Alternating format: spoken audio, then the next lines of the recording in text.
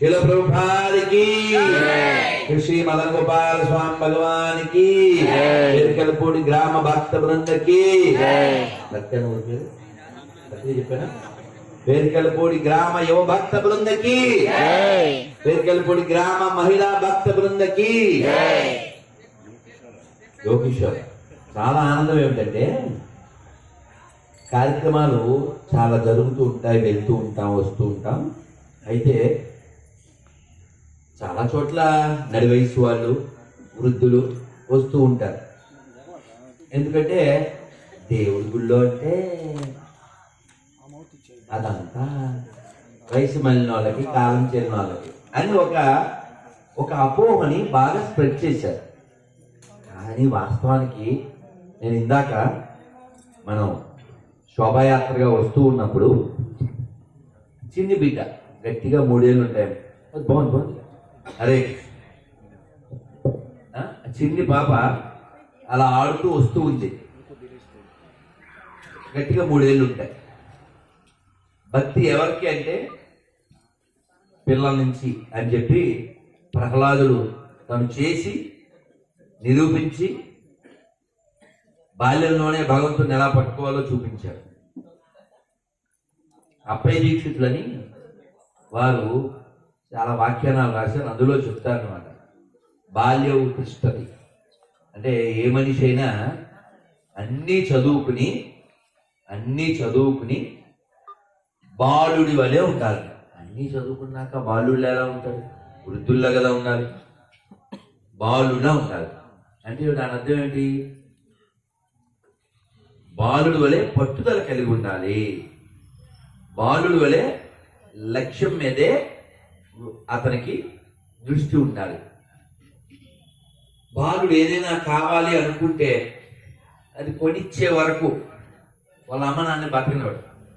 మనం కూడా అంతే, చిన్నప్పుడు కింద దొల్లేసి అది రోడ్డా, బురద, మట్ట, ఇల్ల, ఊరా, జనం ఉన్నారా, ఏమి చూడం, అది కొంటావా సత్వం. అంటే ఏమిటి? పట్టుదల, నాకు అది కావాలి. ఆ పట్టుదల మనకి ఎవరి విషయంలో ఉండాలి? భగవంతుడి విషయంలో ఉండాలి. ఎందుకు ఉండాలి? అసలు మనం పుట్టాం కాబట్టి. ఎందుకు పుట్టాం? మన రామదాసు గారు చెప్తారు, తారక మంత్రము కోరిన దొరికెను, ధన్యుడనైతిని ఓరన్న, నీరిన కాలుని దూతల పాలిట మృత్యుయని మది నమ్మన్న, తారక మంత్రము కోరిన దొరికెను, ధన్యుడనైతిని ఓరన్న. అందులో ఓ చరణం చెప్తారు, సత్యం బెక పుట్టుట సున్నా అంటారు. మీరు నమ్మండి, నా దగ్గర తారక మంత్రం ఉంది. తారక మంత్రం అంటే రామనామం. నాకు ఇది దొరికింది, యముడు దూతలకు కూడా ఇది మృత్యువిది, నేను చెబుతున్నాను, నేను ఇంక పుట్టను అన్నారు. అసలు ఎందుకు పుట్టాలి? ఇంకో కీర్తనలో రామదాస్ గారు చెప్తారు, క్రూర కర్మములు నేరక చేసితి, నేరములెంచకు రామా, దారిద్ర్యము పరిహారము నీయవే, దైవసికామణి రామా, ఏ తీరుగణను దయజూచదవో ఇనవంశోత్తమ రామా, నాతరమా భవ సాగర మీదుట దైవసికామణి రామా. ఎంత గొప్ప కీర్తనలు, ఎంత గొప్ప ఆలాపన, ఎంత మంచి రాగము, ఎంత హృదయానికి ఆహ్లాదం. ఈ అమృతాన్ని మనం తాగడానికి పుట్టాం. అమృతస్య పుత్ర అంటుంది ఉపనిషత్తు. అయితే మనం పుట్టడానికి కారణం మన పూర్వకర్మలైతే, పుట్టిన తర్వాత ఈ శరీరం మరణిస్తుంది, మధ్యలో ముసలితనం వస్తుంది, రోగం వస్తుంది. వీటి నుంచి తప్పించుకోవడం కోసమే మానవ జీవితం. మళ్ళీ పుట్టకూడదు, ఇదే ఆఖరి పుట్టుకు కావాలి, ఇదే ఆఖరి చావు కావాలి. అలా కావాలంటే మెడిసిన్ వేసుకోవాలి. ఆ మెడిసిన్ గురించే కృష్ణ చైతన్య ఎప్పటిదాకా చెప్పాడు. ఇందాక వెంకట్రావు గారు కూడా చెప్పారు. ఏ మెడిసిన్, ఏ ఏ రోగానికి వేసుకోవాలో అలా కలియుగంలో మనందరికీ కూడా చావు అనేటువంటి రోగం నుంచి తప్పించుకోవాలంటే కేవలము హరినామమే. హరినామమే అన్నమాచార్యులు వారు చెప్పిన, శంకరాచార్యులు వారు చెప్పిన, మధ్వాచార్యులు, వల్లభాచార్యులు, అద్వైతాచార్యులు, శంకరాచార్యులు, రామానుజాచార్యులు వారు ఎవరు చెప్పిన, రామదాసు, కనకదాసు, సూర్యదాసు, రవిదాసు, కబీర్దాసు, తులసీదాసు, నామదేవ్, జ్ఞానదేవ్, మీరాబాయి, రుక్మాబాయి, మన పక్కనే కాజాలో ఉన్న నారాయణ తీర్థు గారు ఎవరు చెప్పినా సరే మనం అందరూ కూడా నామ మంత్రాన్ని పట్టుకుంటేనే ఉద్ధరింపబడతాము. అందుకే చూడండి, తెలుగు వాళ్ళ మనం ఎంత అదృష్టవంతులమో. పూర్వం ఉత్తరాలు రాసేటప్పుడు ఆ ఉత్తరం మొదలుపెట్టినప్పుడు ఏమని మొదలుపెట్టేవారు? శ్రీరామ. అలాగే ఎవరైనా దొంగోడు జడ్జి గారికి సంజాయిషి ఇచ్చుకుంటేప్పుడు ఎలా నువ్వు చేసావా? రామ నేను ఎందుకు చేశాను అంటే అప్పుడు కూడా రాముడిని తెచ్చుకుంటారు. అలాగే మనకి భాగవతంలో చెప్తారు, సాంకేత్యం పారిహాస్యంచ స్తోపం హేళనమేవచ. అంటే భగవన్నామాన్ని తెలిసినో తెలియకునో ఎలా పలికినా దాని ఫలం మనకు వస్తుందంట. అంటే మనకి తెలుసో తెలియకో నోట్లో ఉప్పు వేసుకున్నాం అనుకోండి, తీగ ఉంటుంది. నీకు తెలిసి వేసుకున్నా తెలియక వేసుకున్నా ఉప్పు వేసుకుంటే ఉప్పుగానే ఉంటుంది. విషం వేసుకుంటే అదే తగ్గుతుంది. ఇది కూడా అంతే. ఇద్దరు దొంగలు ఎక్కడో దొంగతనానికి వెళ్ళాలనుకున్నారు. చీకట పడ్డాక వచ్చారంటే మరి ఎక్కడుంటారు? ఆ పాడుబడిన రామాలయం ఉంది కదా ఊరి చివరి. మరి నువ్వు ఉన్నావు నాకు ఎలా తెలుస్తుంది? ఏ ఉంది? నువ్వు వచ్చిన తర్వాత శ్రీరామాను, నేను లోపల నుంచి జయరామ అంటాను. కోర్టు నేను రాముడిని కోర్టుకు వాడుకుంటున్నారు బ్యాడ్ పేరు. అయినా సరే వాళ్ళకి ఆ సుకృతి వచ్చేస్తుంది. ఇది ఒక శ్లోకం నాకు రాదు, అది చాలా బాగుంటుంది. వనాంతరామా చాలా బాగుంటుంది. అది దొంగలు ఎలా దొంగతనం చేయాలి, వనం దాటి దొంగతనం చేయాలి. ఊళ్ళోకి వెళ్దాం అంటే ప్రతి పదానికి చివర రామ అని వస్తుంది అనమాట. అంటే ఇక్కడ చెప్పేది ఏమిటంటే సంకేతంగా రాముడిని వాడుకున్నారు వాళ్ళు. అలాగే హేళనమేవచ్చ, ఎవరో తిరునామాలు పెట్టుకుని వెళ్ళిపోతున్నారు. ఏవో శ్రీమతే రామానుజాయన్ మహా ఏంట్రా అరే రామాకృష్ణ అంటే వెటకారం. అదే ప్రేమతో అలా వెటకారం అయినా అది అకౌంట్లో వేసేస్తాను. అలాగా భగవన్నామాన్ని తెలిసినో తెలియకునో పలికితే దాని యొక్క బలము మనకు లభించి తీరుతుంది. మరి తెలిస్తే ఇది ఎంత బాగుంటుంది. మానవ జీవితం చాలా చాలా అరుదైనటువంటిది. మన పూర్వీకులందరూ ఎందరో మహానుభావులు మన ఊళ్ళో కూడా ఉంటారు, మనకు తెలియదంతే. మీరు సినిమాలు అవి చూస్తూ ఉంటారు కాబట్టి సహజంగా ఇప్పుడు ఉండేటువంటి ట్రెండ్లో సినిమా చాలా ప్రభావం చూపిస్తుంది. కాబట్టి త్రివిక్రమ్ శ్రీనివాస్ ఆయన ఎక్కడో ఒక సభలో చెప్పిన మాట ఇది. అమరావతి కథలని ఏదో పుస్తకంలో ఒక కథ గురించి వారు చెప్పారు. ఎవరో ఒక ఆయన ఉన్నాడంట, పెద్ద ఆయన. రోజు లేవడం, బాగా గుడి దగ్గరికి వెళ్ళడం, దండం పెట్టుకోవడం, బయట కూర్చోవడం, పేపర్ చదువుకోవడం, మళ్ళీ ఇంటికి రావడం, అలా ఆవిడ ఏదో టిఫిన్ భోజనం పెడితే తినడం, మళ్ళీ సాయంత్రం కృష్ణానదికి వెళ్ళడం, స్నానం చేయడం, మళ్ళీ గుళ్ళోకి వెళ్ళడం, దండం పెట్టుకోవడం, సాయంత్రం ఇంటికి వచ్చి భోజనం చేయడం. ఇంతే 40 ఏళ్ళు, 50 ఏళ్ళు, 60 ఏళ్ళు జీవించాడు, చచ్చిపోయాడు. అంతే స్టోరీ. అసలు ఆయన ఏమి గుడి కట్టించలే, గోపురం కట్టించాలి. కానీ ఇది చెప్పి ఆయన ఏమన్నారంటే ఎవరికి హాని చేయకుండా, ఎవరిని ముంచకుండా, ఎవరిని తిట్టకుండా, ఎవరికి ఖేదం కలిగించకుండా, తను ఖేద పడకుండా సింపుల్గా జీవించి మరణించాడు. ఇది చెప్పి త్రివిక్రమ్ ఏమన్నా అంటే మనం సైకిల్ మీద వెళ్తూ ఉంటాం, లేకపోతే నడిచి వెళ్తుంటాం, బండి మీద వెళ్తుంటాం, ఏదో చూస్తాం, రియాక్ట్ అవ్వకుండా ఉంటామా? కుర్రోడైతే కొన్నింటికి రియాక్ట్ అవుతుంది, మధ్య వయసు వాడైతే కొన్నింటికి రియాక్ట్ అవుతుంది. ఒక 40, 50 ఏళ్ళు, 60 ఏళ్ళు మనిషి జీవించి చాలా సరళంగా జీవించి మరణించాడు. అంతే. That it self is a great. అంటే అతనికి ఏముంది? సంయమనం ఉంది. దీన్ని మా పెద్ద స్వామి చెప్తారు, సింపుల్ లివింగ్, హై థింకింగ్. ఇప్పుడు కాలం ఏం కాలం? ఇందాక చెప్పారు కలికాలం. కాదు, వాస్తవానికి పోయే కాలం. వాస్తవానికి కలికాలం కాదు, పోయే కాలం. అవునా? సింపుల్ లివింగ్ లేదు, సింప్లీ లివింగ్, నో థింకింగ్. మీకు ఇంగ్లీష్ అర్థమైతే ఇది అర్థమవుతుంది. సింప్లీ లివింగ్ అంటే ఏదోలా జీవించాడు. సింపుల్ లివింగ్ అంటే సరళంగా జీవించాడు. Simple living. హై థింకింగ్ అంటే ఉన్నతమైన ఆలోచన కలిగి ఉండడం. ఉన్నతమైన ఆలోచన అంటే ఏమిటి?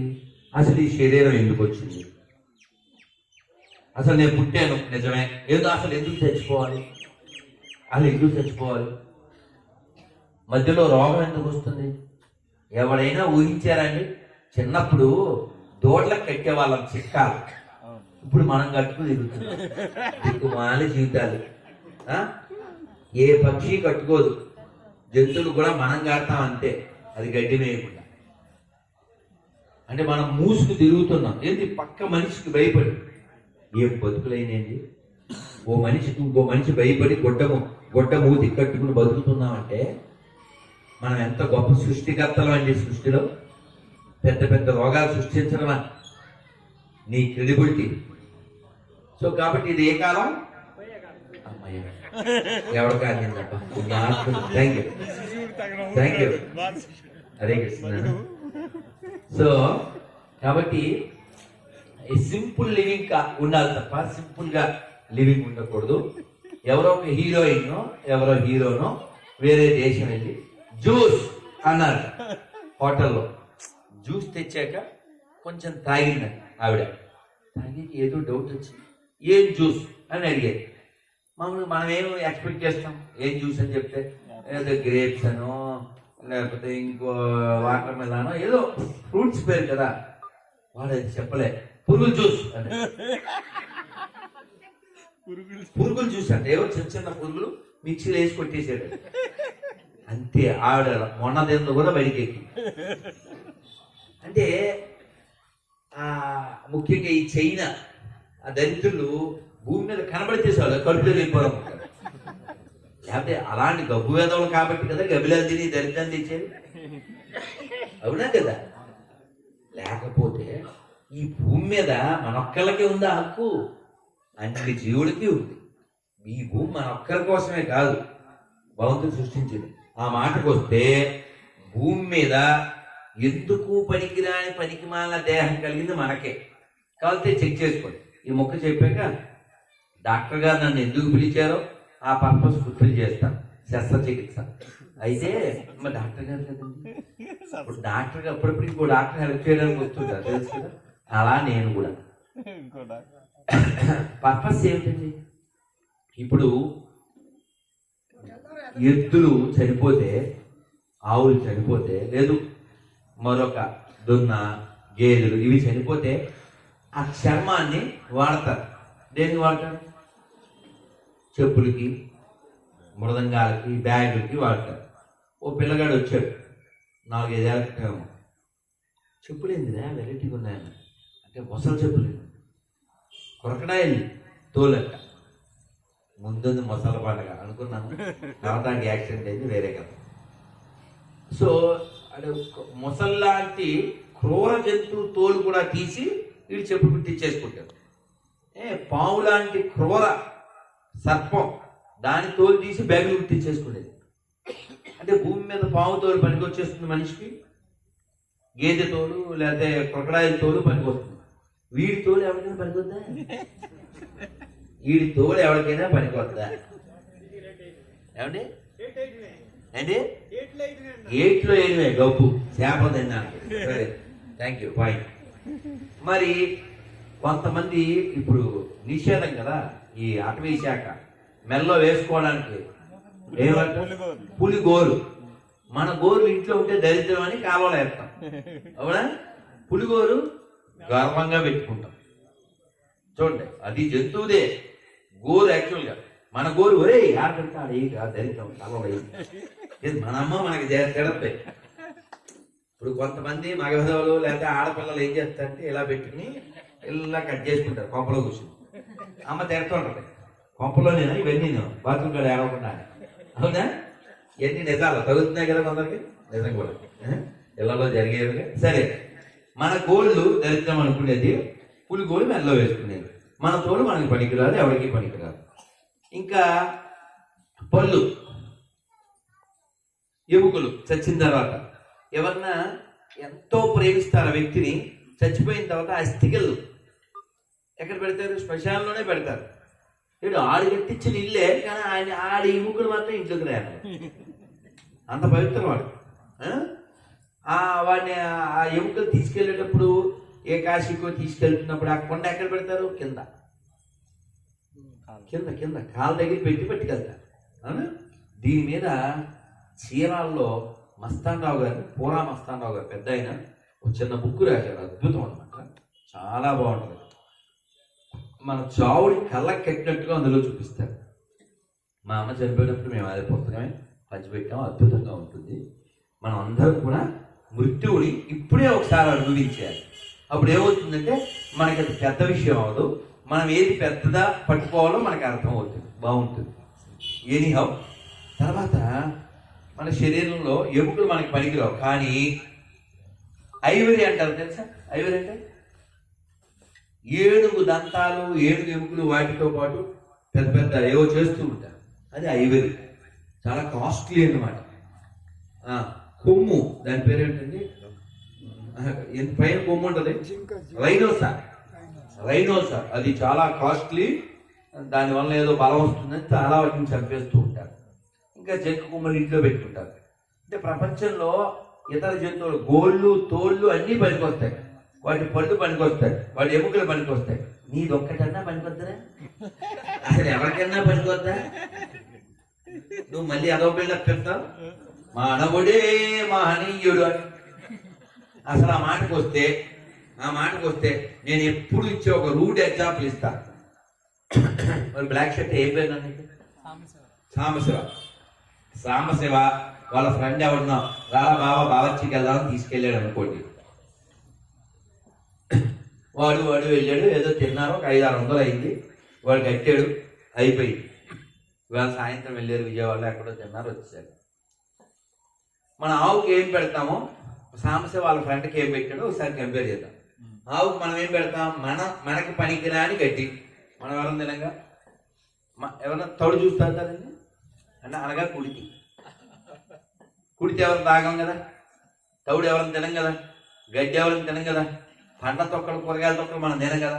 అని మనకి పనికిరానివన్నీ ఆవుకు పెడితే మనకి పనికొచ్చేవన్నీ ఆవు ఇస్తుంది.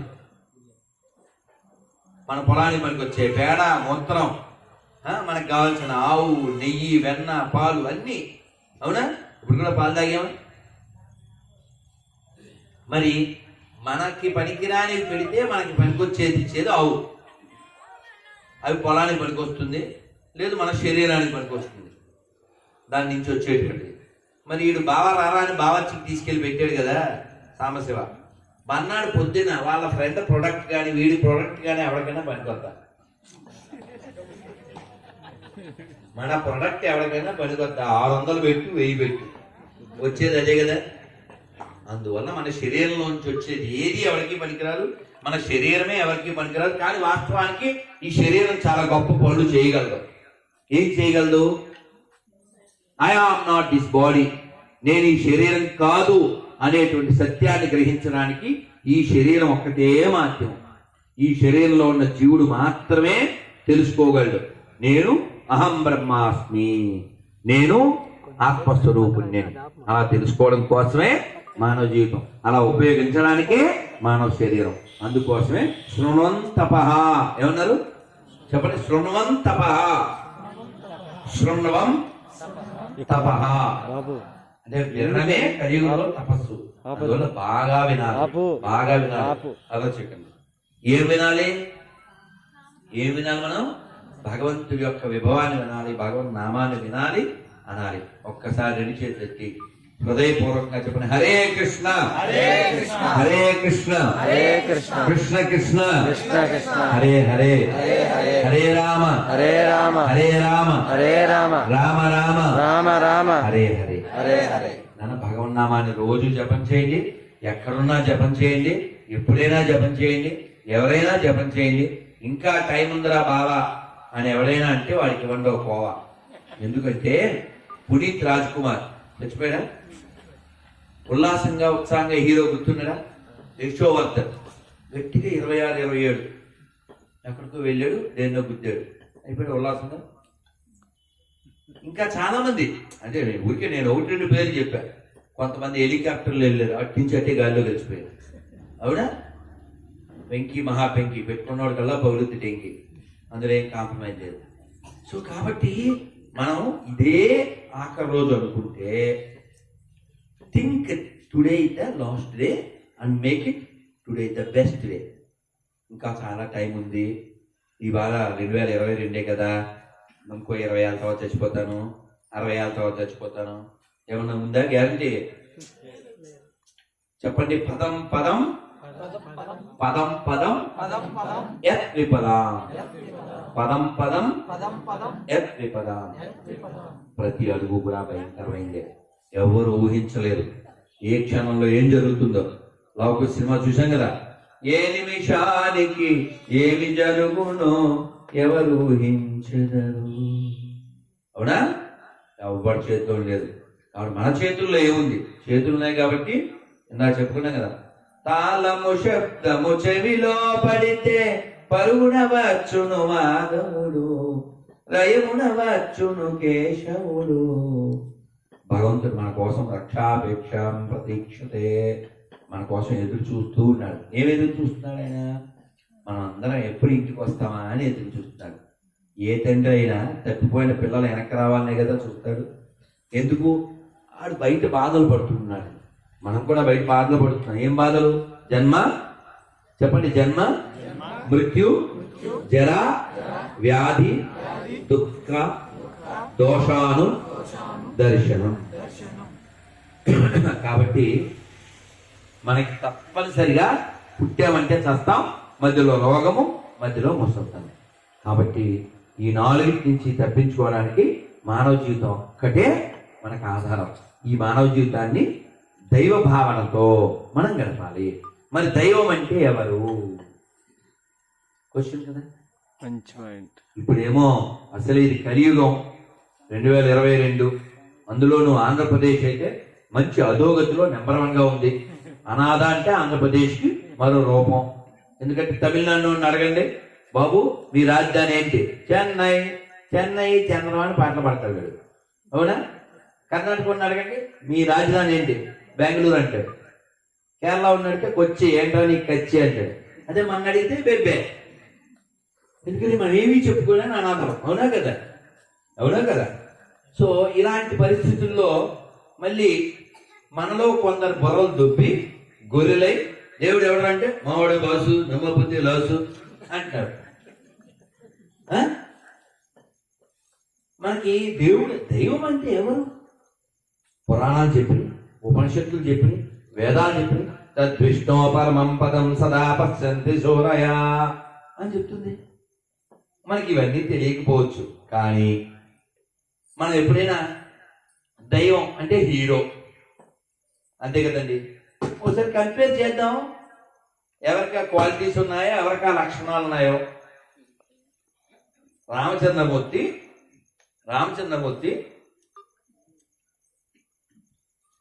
విశ్వామిత్రుడితో పాటు జనకుడి యొక్క సభకు వెళ్ళారు.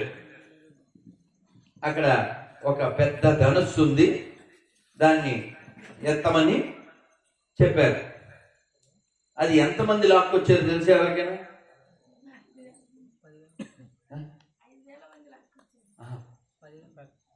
దగ్గరికి వచ్చారు. Thank you. అమ్మ కూడా, వాడు కూడా సంవత్సరం 12,000 మంది బలిష్ఠులైనటువంటి వాళ్ళు లాక్కొచ్చారు. 12,000 మంది దాన్ని తోసుకొచ్చారంటే అది ఎంత బరువైన ధనుస్సు. అది శివకార్ముకం అంటారు కదా, శివుడి చేత జనకుడి యొక్క పూర్వీకుడికి ఇవ్వబడి. దాన్ని ఎవరు ఎత్తలేకపోయారు. రామచంద్రమూర్తి దండు పుల్లలా ఎత్తారు. ఎత్తి ఆ విల్లు సారించేసరికి ఏమైంది? ఎవరికైనా పద్యం వస్తే చెప్పండి, నాకు చాలా ఇష్టం. గల్లు మనే విల్లు గుభిల్లు మనే నృపుల వల్లు జల్లు మనే జానకీ దేహము. చాలా అద్భుతంగా ఉంటుంది. మా శివనాశన శాస్త్రి గారు చాలా అద్భుతంగా చెప్తారు. సో అలాంటి విల్లుని ఎత్తితే అది 2 ముక్కలు అయిపోయింది. అప్పుడు అందరూ మూర్చిల్లారు, అంతా ఫెయింట్. అప్పుడు ఎవరు మెలుగుగా ఉన్నారు అంటే రామచంద్రమూర్తి, లక్ష్మణస్వామి, సీతాదేవి, జనకుడు, విశ్వామిత్రుడు. వీళ్ళే. మిగిలిన వాళ్ళంతా బాబు ఏదో భూకంపం వచ్చింది అందుకు భయపడి చచ్చారు.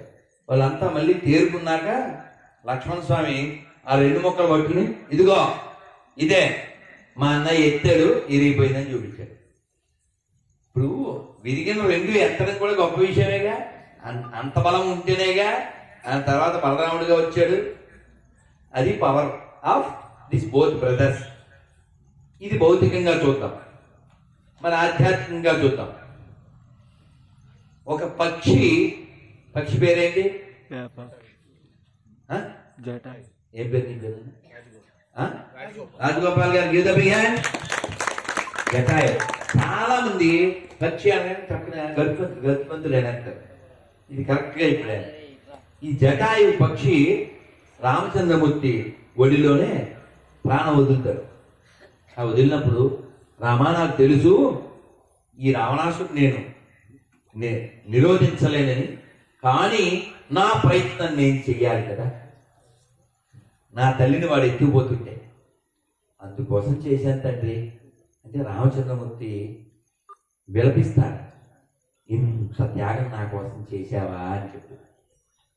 ఆయన వచ్చిన అవతారం నరావతారం. ఒక మానవుడిగా అహం దశరథాత్మజం, ఆయన సన్ ఆఫ్ దశరథ అని చెప్పుకున్నాడు తప్ప ఆయన ద సుప్రీం లార్డ్ అని ఎక్కడ చెప్పుకోలేదు.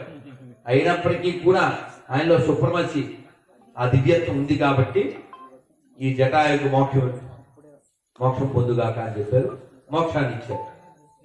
ఇంకా నన్ను ఆలోచించకండి. అదే మనం ఈ 2 విషయాలనే కాదు ఇంకా చాలా విషయాల్లో రామచంద్రమూర్తి యొక్క సుప్రమసి మనకు తెలుస్తుంది. మనం వింటే హనుమంతుడు జాంబవంతుడు అనుకుంటారట రామచంద్రమూర్తి కోట్ల మంది రాక్షసులు తెగటాచుతున్నప్పుడు, అచ్చి బాబోయ్ అసలు ఈయనకి మనతో పని ఉంది, అసలు ఊరికే మనకేదో పుణ్యం వస్తుందని పెట్టుకున్నాడు కానీ ఈయనకి మనతో పనే అని వాళ్ళు అప్పుడే డిసైడ్ అయిపోతారు. వాస్తవానికి భగవంతుడు మనందరినీ కూడా తన సేవలో నిమగ్నం చేయడం కోసం ఏదో ఒక ఉత్సవాన్నో ఓ కార్యక్రమాన్ని ఏర్పాటు చేస్తారు. ఇప్పుడు పండగ అయిందండి, రేపు కృష్ణాష్టమి లేదంటే ఉగాది లేదా శ్రీరామనవమి, ఈ కార్యక్రమాలప్పుడు మనం ఏం చేస్తాం? ఒక్కడే అన్నీ చేసుకోలేడుగా. మన నాటకాలు ఒక్కరే చేసేస్తారా? ఈవో గారు ఒక్కరే చేసేస్తారా? మన గంగాధర్ ఒక్కరే చేసేస్తారా? కాదు కదా. ఒరే నువ్వు అరటి మొక్కలదా, రే నువ్వు మామిడి ఆకులదా అంటే అందరు దేవుడి పెళ్లికి అందరూ పెద్దోళ్ళే కదా. ఇలా మనందరం కూడా మధ్యలో ఎవరున్నారు? మదన గోపాల స్వామి, మధ్యలో రామచంద్రమూర్తి. మనం ఆయన్ని దృష్టిలో పెట్టి ఇవన్నీ చేస్తూ ఉంటాం. మన హృదయంలో, మన మనస్సులో, మన మాటలో, మన నడతలో రాముడు ఉంటాడు. ఆ విధంగా మనం ఆయన సేవలో ఉంటాం. అలా అక్కడ రామాయణంలో వాళ్ళందరినీ ఎంగేజ్ చేశారు. మనని కూడా భగవంతుడు ఆయన గురించి వింటూ, ఆయన గురించి మాట్లాడుతూ, ఆయన సేవ చేస్తూ మనం అదే స్మరణలో జీవించగలిగితే చిట్ట చివర కూడా మనకు అలవాటు అయిపోతుంది కదా. అలవాటు అయితే ఏమంటాం? రామచంద్రమూర్తి ఎక్కడున్నావు తండ్రి, ఇలా అనేవాళ్ళు మన పెద్దోళ్ళు. ఈ మాట విన్నారా? నేనైతే మా అమ్మమ్మ దగ్గర విన్నా. ఎప్పుడు నా నీరసం వస్తుంది అనుకో అమ్మమ్మకి, కూర్చోవాలి, రామచంద్రమూర్తి ఎక్కడున్నావు. ఆ స్మరణ కూడా లెటర్ రాస్తే శ్రీరామ్. అందుకే పూర్వం రామకోటి రాసేవారు. ఇప్పుడు మా యశోద్ గారు అయితే 5-6 పేజీలు రాశాడు. నన్ను ఒక్కరోజు 2 పేజీలు రాశాడు. సో రామకోటి రాయింది, చాలా బాగుంది. రాస్తే ఏమవుతుందంటే మనం రాత మర్చిపోం, ఒకటి రాముడిని మర్చిపోం, 2. ఆయన ఎవరో పుణ్యాత్ముడు, గుంటూరు కోటేశ్వరరావు అంట. వారి ఇంటి పేరు గుంటూరు అంట, వారి ఉండేది హైదరాబాద్. ఉచితంగా పుస్తకాలు పంపిస్తున్నారు. సో మీరు ఎక్కడైనా సంపాదించారు కానీ రాయండి రామకోటి. అంటే రాయడం ద్వారా, వినడం ద్వారా, చదవడం ద్వారా, చెప్పడం ద్వారా మనం ఎవరితో టచ్లో ఉండాలి? రాముడితో. ఎందుకని? రాముడి పేరు కోదండపాణి, ఎవడి పేరు దండపాణి. దండపాణి కావాలా, కోదండపాణి కావాలా? సరే ఇప్పుడు రాముడి గురించి కొంత చెప్పుకున్నాం మనం. మరి కృష్ణుడు మనం ఉన్నదే ఆయన దగ్గర కదా. రాముడు 14 ఏళ్ళు వచ్చిన తర్వాత అడవిలోకి వెళ్ళిన తర్వాత తాటక కనబడింది. విశ్వామిత్రులు వారు ఏసేయ్ అన్నారు. అంటే లేడీస్ కదండి, అందుకే లేడీస్ ఫస్ట్ ఏసేయ్ అన్నారు. లేడీస్ ఫస్ట్ అప్పటి నుంచి వచ్చినట్టు. అంటే వాళ్ళ నాన్నగారు చెప్పారు దశరథ మహారాజు, గాదినందనుడు పెదవి కదిపిన పిమ్మట నువ్వు పదము కదుపు రామా అని. అంటే ఆయన నోరెత్తితే నువ్వు కాలు అడుగులు వేయి అని చెప్పారు. సో అంటే అది లేడీస్ కదా, తాటకిని వేసిస్తే మళ్ళీ ఎవరైనా కామెంట్స్ అవి చేస్తారు, పేపర్లో అంతా రాస్తారు కదా. అంటే వాగేవాళ్ళు వాగుతుంటారు, రామా వేసేయి అన్నాడు. సో దాన్ని వాళ్ళ ఆయన దగ్గరికి పంపించేశాడు రామచంద్రమూర్తి. అది కూడా 14 ఏళ్ళు వచ్చిన తర్వాత. కానీ కృష్ణ భగవాన్ అలా కాదుగా, 1 మంత్ బేబీగా ఉన్నప్పుడే, 1 మంత్ గట్టిగా ఒక నెల పిల్లోడుగా ఉన్నప్పుడే ఏ రాక్షసు అని పాలు ఇవ్వడానికి వచ్చింది? అబ్బా ఎవరు చెప్పింది? ఎవరు అమ్మ? ఎవరు? కాదు, ఇక్కడ అమ్మ చెప్పారు. ఇదండి ఏంటి అమ్మ? పోతన ఒక కృష్ణుడికి 1 నెల పిల్లవాడు అంతే. అందరూ నేను పాలిస్తాను అంటే ఈవిడు కూడా చాలా నిండుగా అలంకరించుకుని గోపికలాగా వచ్చింది చక్కగా. ఎవరో తల్లి కదా, పిల్లోని తీసుకెళ్ళింది లోపలికి. పాలు పైన విషం. కాబట్టి ఏ టైపు? అడేమో ఆడి పేరు వెంకటేశ్వరరావు, సర్టిఫికెట్లో ఇందు, తీరా చూస్తే గొర్రె ప్రసాదం తీసుకోలేడు. కానీ పోతంటే అయిపోయాడు. అడిగి ఆ పేరు లేకపోతే బతకలేడు, వాడు చనిపోయి ఇందు లేకపోతే బతకలేడు. ఆడేమో బస్తీ మీద శవాలు అంటాడు, శవాన్ని వేసుకొచ్చి. శవాన్ని గాడ్ అనుకునే వాళ్ళు కూడా మాకు శుద్ధులు చెప్తారు ఏంటా, అందుకే రాడ్ వేసేసేది, ఊరికే కాదు. అది కృష్ణ భగవానుడు ఈ పూతన్ని వచ్చినప్పుడు కళ్ళు మూసుకున్నాడు. ఫోన్లే చూసి వెళ్ళిపోతుంది, పిల్లోడు నిద్రపోయాడు కదా అని అనుకుని. అయితే దాని టైం దగ్గరికి వచ్చింది. మరి ఏం చేస్తే పాలతో పాటు విషంతో పాటు ప్రాణం 3 లాగేశాడు. అప్పుడు కృష్ణుడు ఏమో 1 మంత్ బేబీ, దాని పొడుగేమో 6 మైళ్ళు. 6 మైళ్ళు పోతన యొక్క పొడుగు 6 మైళ్ళు. అది అంత గొప్ప పెద్ద రాక్షసిని 1 మంత్ బేబీగా ఉన్నప్పుడే మట్టు పెట్టిన వాడు కృష్ణ భగవానుడు.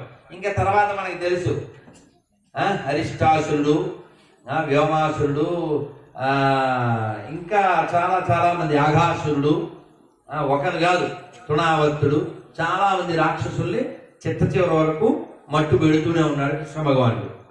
అటువంటి దైవం కృష్ణ భగవానుడు, అటువంటి దైవం రామచంద్రమూర్తి. అందుకే కదండి రామదాసు గారు చెప్పారు, తక్కువేమి మనకు రాముండొక్కడుండు వరకు, పక్క తోడుగా భగవంతుడు మన చక్రధారి అయి చెంతనుండగా, తక్కువేమి మనకు రాముండొక్కడుండు వరకు.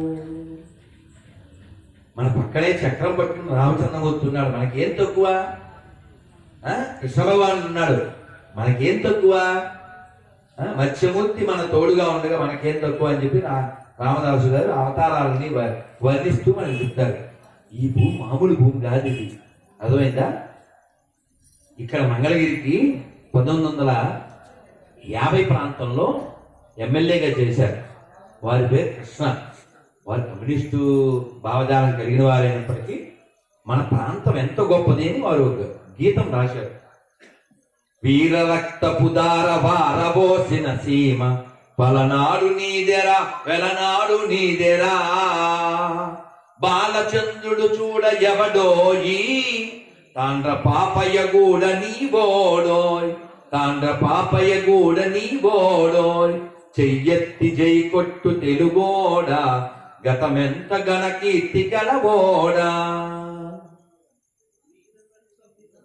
ఎస్, వీరరక్తపు దార వారబోసిన సీమ. మరి అటువంటి పౌరుషం కలిగిన నేల మీద పుట్టి పౌరుషంతో జీవించకుండా ఆ పాపులమేమో సిగ్గులే నెత్తిన కొట్టేసుకుని ఎదవ బతుకు గొర్రె బతుకు. సిగ్గులే? ఎప్పుడు తీసేది కొట్టాడదే మొగుడు పోయాక. అది మన సాంప్రదాయంలో. ఇక్కడ ఉన్నదో తెలీదు, పోయినో తెలదు, అసలు కాలేదో తెలదు, ఊడిపోయాడో తెలదు. అవసరమా? ఇక్కడ చక్రం పట్టిన కృష్ణుడు, కోదండం పట్టిన రాముడు, త్రిశూలం పట్టిన శివుడు మనకుంటే వేధవది 3 మేకులు పీక్కోలేక 2 చెక్కలు ఎత్తలేక సత్తే ఆ దరిద్రం మనకు అవసరమా? ఎవడు పుట్టాడో తెలియనోడు, ఎప్పుడు చచ్చాడో తెలియనోడు, ఎక్కడ పుట్టాడో తెలియనోడు, ఎప్పుడు పుట్టాడో తెలియనోడు మనకు అవసరమేముంది? మంచో చెడు అసలు మనకు అవసరమా? పోనీ ఇంకో ఉదాహరణ ఇస్తాను బాబు. ఏం పెట్టింది? అశోక్. నీ బండి ఏంటి? సుజుకి. ఓకేనా? ఇప్పుడు ఆడెవడో వచ్చి, లేదా మా సాంబశివే వచ్చి, అన్నయ్య మాది 97 మోడల్ టీవీఎస్ 50 ఉంది, ఈ 2 ఎక్స్చేంజ్ చేసుకున్నాం అన్నాడు అనుకో. ఎవరినా తీసుకుంటాడండి? పెద్ద బండి వదిలేసి 97 మోడల్ అంట, యాంటిక్ పీస్ అంట, టీవీఎస్ 50 తీసుకుంటాడా? ఎవరికి కావాలి? అవునా కదా? అరే గాడ్ మీన్స్ హీరో బాబా. గాడ్ మీన్స్ హీరో అంటే అచీవ్ చేసేవాడు. 16,100 మందిని వాడు ఎత్తుపోయాడు. ఎవడు? భౌమాసుడు అంటే నరకాసుడు. వాళ్ళందరినీ రక్షించాడు కృష్ణ భగవానుడు. వాళ్ళందరూ భగవంతుని వలచారు, ఆయన భర్త అయ్యాడు. వీళ్ళందరినీ అసలు ఇంతమందిని పెళ్లి చేసుకున్నాడు. వీళ్ళందరికీ ఎక్కడ ఇల్లు కట్టించాడు? అపార్ట్మెంట్ ఎక్కడ, ఈ డిపార్ట్మెంట్ ఎక్కడ అని చెప్పి నారదుడు వెళ్ళాడు చెక్ చేద్దామని. వెళ్తే కృష్ణ భగవాన్ ఒకరింట్లో ఒక భార్యతో కబుర్లు చెప్తూ ఉన్నాడు. ఇంకో ఇంటికి వెళ్తే ఇంకో భార్యతో ఏదో చెస్ ఆడుతున్నాడు. ఇంకో ఇంటికి వెళ్తే అక్కడ హోమం చేస్తూ ఉన్నాడు ఇంకో భార్య. ఇంకో చోటుకి వెళ్తే పిల్లలతో ఆడుతాడు. ఇంకో చోట హోమం వ్యవసాయం చేస్తూ 16,108 వెళ్తే 16,108 చోట్ల ఆయన ఉన్నాడు. ఒక్కో చోట ఒక్కొక్కలా. మరి గాడ్ మీన్స్ ఎవ్రీవేర్. మరి ఇది సాధ్యమా? గాడ్ కాకపోతే రామచంద్రమూర్తి విల్లెత్తాడు, కృష్ణ భగవానుడు కొండెత్తాడు. మరి మనోడు ఏమెత్తాడు? 2 చెక్కలు ఎత్తలేక మీదేసి చచ్చిపోతే మనకు అవసరమా? ఎవరి కృష్ణాష్టమి చేస్తాం కదండి. ఎప్పుడు చేస్తాం? శ్రావణ బహుళాష్టమి. అవునా? శ్రావణ బహుళాష్టమి. మనం మర్చిపోతామని అన్నమయ్య పాటలో చెప్పాడు. సతులాల ఓ సతులాల చూడరే శ్రావణ బహుళాష్టమి కదలాయే మొదలాయే ఇదిగో శ్రీకృష్ణుడు సతులాల ఓ సతులాల. శ్రావణ బహుళాష్టమి మన సారు పుట్టాడు.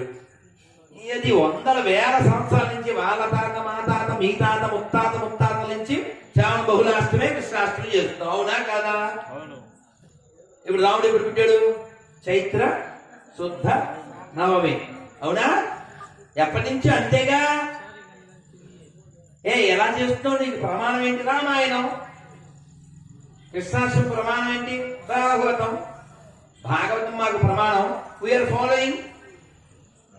రామాయణం ప్రమాణం, వీఆర్ ఫాలోయింగ్.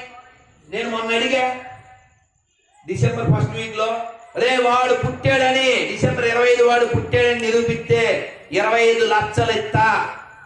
బస్తీ మే సవాల్ బ్యాచ్ కి. ఏది సవాల్ బ్యాచ్?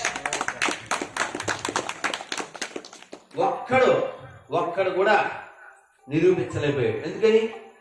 ఎలా నిరూపిస్తారు చెప్పండి? ఫర్ ఎగ్జాంపుల్ డాక్టర్ గారు, మీకు అన్నయ్య కదా, ఈయనే పెద్ద. నేనే మీతో ఏమంటే వీళ్ళ అన్నయ్య నా బాగా తెచ్చు హైదరాబాద్ కలిసారు. ఇప్పుడు చెప్తున్నారు ఈయనే పెద్దోడని. చెప్పాడు ఇప్పుడు ఈయనే పెద్దోడని చెప్పారు డాక్టర్ గారు. నేనేమో వీళ్ళు పెద్ద నాకు తెలుసు అంటే మళ్ళీ పెద్ద అన్నయ్య. అసలు లేనోడిని పట్టుకుని ఉంటే ఆయన అసలు మా పెద్దనే లేడండి బాబు అంటాడు. ఆయన నేనే పెద్దోళ్ళండి బాబు అంటాడు. అవునా? అది ఎలా ఉంటుందో అలాగా ఓ లేని క్యారెక్టర్ని మన మీద రుద్దడానికి వస్తే కూడా అంతే. ఇప్పుడు వాడెవడో వచ్చాడు వాడెవడో సచ్చాడు అన్నారు అనుకోండి, అసలు ఎప్పుడు వచ్చాడు అని అడిగితే నలుగురు పాస్టర్లు ఒప్పుకున్నారు. అవును, ఎవడు చెప్పాడండి డిసెంబర్ 25 పుట్టాడని మేము చెప్పామా? మా బుక్లో ఉందా? మేము చెప్పలా. మరి ఎప్పుడు పుట్టాడు? డిసెంబర్ 1 నుంచి జనవరి 1 వరకు, అప్పుడు కొంచెం చెప్పాడు. మా వీపీ చెప్పాడు. అంటే మొదటి రోజు వీపీ అంటే మీరు బూత్ అనుకోకండి, అది వీపీ అనగా వారి ఇంటి పేరు, పాస్టర్ గారి ఇంటి పేరు. సో విజయప్రసాద్ అని ముద్దు పేరు. సో అది చెప్పాడు. మొదటి రోజు వేలు బయట పెట్టాడు, రెండో రోజు కాలు పెట్టాడు, మూడో రోజు మోకాలు పెట్టాడు, నాలుగో రోజు ఇంకోటి ఏదో పెట్టాడు. అలా పుట్టుకుంటూ వచ్చాడు. పుట్టుకుంటూ 4 రోజులు పుట్టాడంట. ఏం పుట్టకరాది, ఎవడో పుట్టాడో తెలదు. నాన్న పేరు చెప్పాలంటే 4-5 పేర్లు చెప్తారు. పొద్దున్న కూడా ఒక ఆయన గుంటూరు గొర్రె ఫోన్ చేశాడు. అమ్మా నాన్న పేరు చెప్పగలవా అంటే బెబ్బే. అయితే దొబ్బే. అమ్మా నాన్న పేరు వాళ్ళ దేవుడు చెప్పుకోలేడు, వీళ్ళు చెప్పుకోలేడు. సో వాస్తవానికి విషయం ఏంటంటే ఈ దరిద్రం మన దేశానికి కాదు, అసలు ప్రపంచానికే అవసరం లేదు. ఎందుకు అక్కర్లేదు అంటే మన దేశంలో మనము ఇతర దేవతలకు సంబంధించి ఇతర దేశాలకు సంబంధించి మనం దోచుకోమని కానీ లేకపోతే ద్వేషించమని కానీ మనం చెప్పలేదు. ఇప్పుడు నాకు కృష్ణుడు ఇష్టం, ఇంకోళ్ళు ఎవరికో రాముడు ఇష్టం, ఇంకోళ్ళు ఎవరికో శివుడు ఇష్టం. మనం అంతా బాగానే ఉంటాం కదా. ఒకే ఇంట్లో అమ్మకి 4 కొడుకులు ఉంటే ఒకళ్ళు శివమాల వేస్తారు, ఒకళ్ళు అయ్యప్ప మాల వేస్తారు, ఒకళ్ళు దుర్గమ్మ భవానీ మాల వేస్తారు, ఒకళ్ళు హనుమంతుడు మాల వేస్తారు. బాగానే ఉంటాం కదా మనం బాగానే ఉంటాం. 4 4 రకాల మాల వేసుకున్నా 4కి వాళ్ళ భార్యలో అమ్మో చేసి పెడుతుంది. వాడేమో ఇరుముడు కట్టుకుని అక్కడ విజయవాడ వెళ్తాడు, ఒకడేమో శ్రీశైలం వెళ్తాడు, ఒకడేమో అయ్యప్ప కొండకి వెళ్తాడు. బాగానే ఉంటాం మనం. కానీ ఒక్కసారి పొరపాటున ఈ శవం దాంట్లోకి వెళ్ళాడా ఇంకా వాడు మొదలు పెట్టాడు. మావోడే బాసు, నమ్మపతే లాసు. ఏంటి అసలు?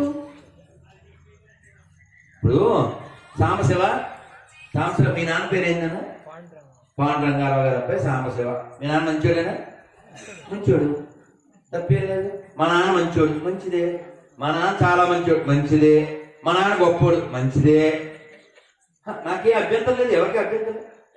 ఈ పెరికల్పూడి మొత్తానికి మా నాన్న తోపు, సరే మంచిదే, మాకే అభ్యంతరం లేదుగా. యాడు ఎప్పుడు స్లిప్ అయితే అప్పుడు డబ్బు వెళ్ళిపోతుంది. ఎప్పుడు ఏంటది? మా నాన్న ఒక్కడే మగాడు ఈ ఊరికి అంటే మిగిలిన మాట కదా, చెప్పు డబ్బు 2 దిగిపోతాయి. అవునా కదా? తప్పేం. మా నాన్న గొప్పోడంటే మనకేం అబ్జెక్షన్ లేదు. మా నాన్న తోపు, దమ్ముంటే ఆపు, కలుద్దాం రేపు, మాకే అభ్యంతరం లేదు. కానీ వాగం ఏదో వాడు ఎవడో పుట్టాడు, వాడు ఒకడేమన్నా రక్షిస్తాడు. అసలు వాడే రక్షించుకోలేక దేవాయాలనా చేయి విడిచిదివి ఈ రాత్రికాల సమయం అన్నప్పుడే పోయిందిగా సినిమా. అప్పుడే పోయిందా? అవునా? అడ్రస్ చెప్పుకోలేనప్పుడే పోయింది. అమ్మని అమ్మ అని పిలవనప్పుడే పోయింది. ఎవడు పుట్టాడో చెప్పుకోలేరు, ఎప్పుడు చచ్చాడో చెప్పుకోలేరు, వాళ్ళ బుక్కులోనే లేదు ఎప్పుడు పుట్టాడో. కాబట్టి మనకి అది మంచిగా చెడా పక్కన పెట్టి మనకు అనవసరం. కానీ చాలా బాధాకర విషయం ఏంటంటే నేను ఇప్పుడు వచ్చేటప్పుడు కూడా చూశాను, అక్కడ ఏదో రామాలయం అక్కడ రామాలయం పెద్దది బాగుంది. అటువైపు వైకుంఠ ద్వారం అని రాసింది, పెద్ద గుడి. అక్కడ ఆ ఊళ్ళోనే పెద్దది ఈ శవాల దెబ్బ కాదండి. నాకు అర్థం కాదు, మీరు గమనించారా? మనకి ఎవరన్నా చనిపోతే వాళ్ళని మనం నిప్పు పెడతాం. మన శ్మశానం ఒక 1/2 ఎకరం ఉందనుకోండి. 1990లో 1/2 ఎకరం ఉంటే ఇప్పుడు 1/2 ఎకరమే ఉంటుంది. ఇంకో 10 ఏళ్ళు పోయినా, ఇంకో 25, 50 ఏళ్ళు పోయినా వీళ్ళని బట్టి కబ్జా ఉద్యమం తప్ప పెరగదు. అవునా? అదే నేను వచ్చేప్పుడు చూశాను ఈ సమాధుల తోట, కృష్ణానది ఒడ్డున సమాధుల తోట. సమాధుల తోట ఏమిటి? పూల తోటలాగా. పూల తోట, పండ్ల తోట, సమాధుల తోట ఏమిటి? సమాధులు అంటే ఈ శవాల దేవుడు. వీళ్ళు శవాల్లో దేవుడు పీనుగుందిగా, పీనుగుని దేవుడు అనుకుంటారు. వీళ్ళు శవాలన్నీ కప్పెడతారు. విజయవాడలో వచ్చేప్పుడు చూశారు, శవాలు పెట్టి తయారు చేస్తారు, శవ పేజీలు. వాళ్ళు ఈ శవాన్ని కప్పెట్టి శవాల్ని ఒక ఏమంటారు సమాధి చేస్తారు. ఎందుకు అని అడిగితే వాళ్ళు ఏం చెప్తారు? వస్తాడు మావాడు ఆ రోజు, లెక్కెడతాడు శవాలు ఆ రోజు.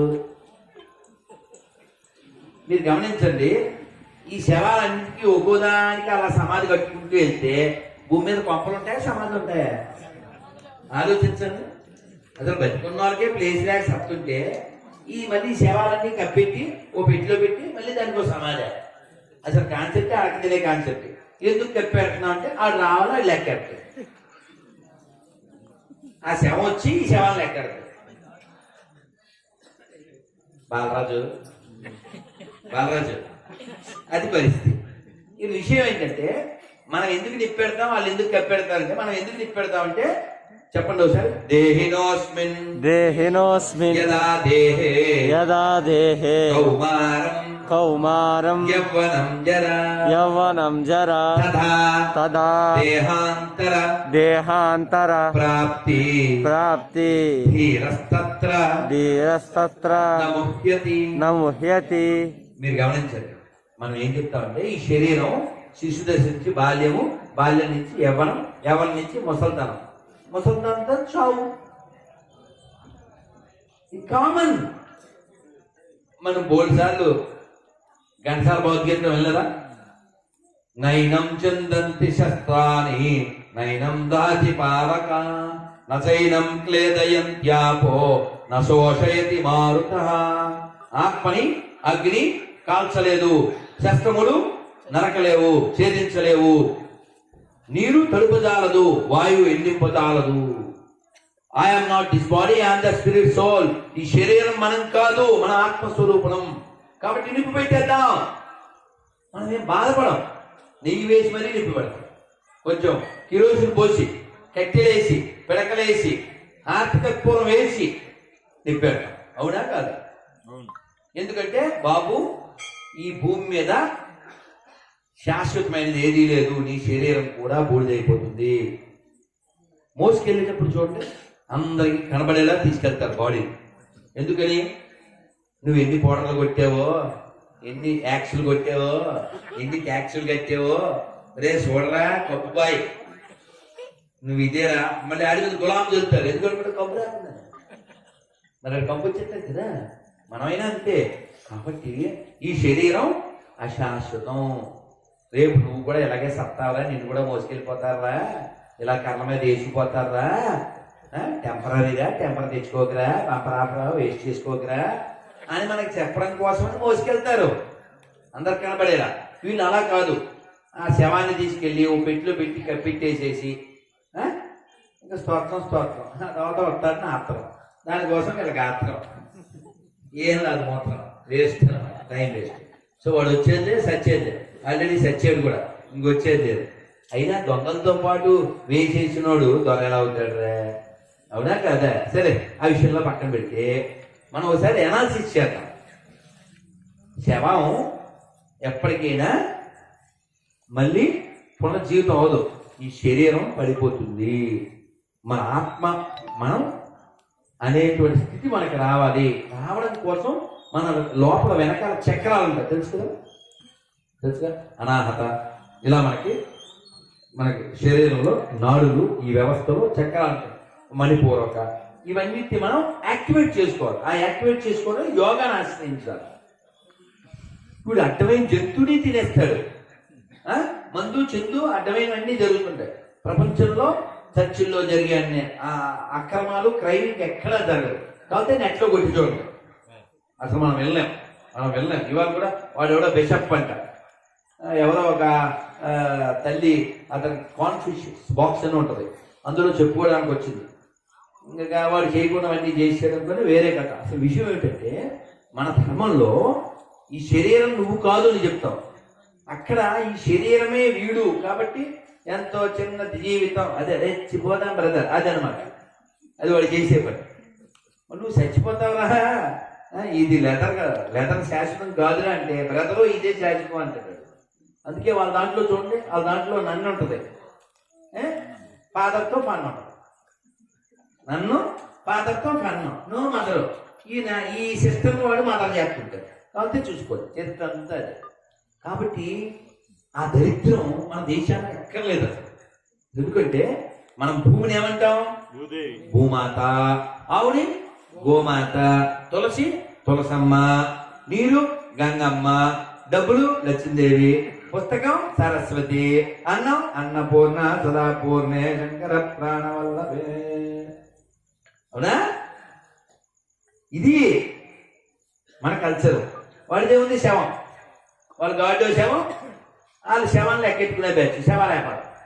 ఆ శవాల వ్యాపారం మనకి ఎందుకులే? అసలు మంచిగా చేయడం పక్కన పెడతాం, మనకి అవసరం ఏముంది? పోనీ ఇంకోటి మనం గర్వంగా చెప్పుకోగలం, బస్తి మీద సవాల్ మేసం ఉంటే మెలేసి చెప్పగలం మనం. అవునా?